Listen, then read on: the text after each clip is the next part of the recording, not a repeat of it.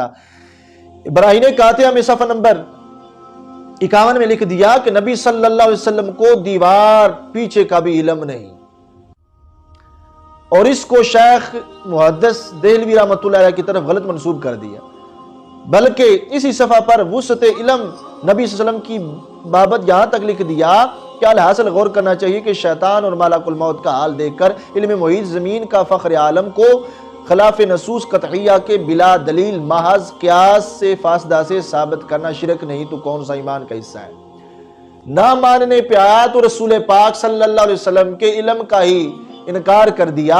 اور ماننے پہ آیات تو شیطان اور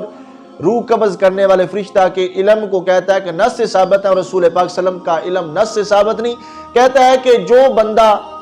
رسول پاک صلی اللہ علیہ وسلم کے علم کو مانے وہ بندہ مشرک ہے۔ کہتا ہے یہ شرک نہیں تو ایمان کا کون سا حصہ ہے؟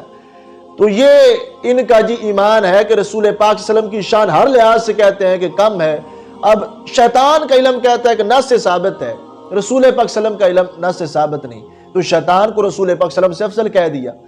تو لہذا یہ ہے ان کی خرافات اور جسارتیں اور اتنے بڑے جو ان کے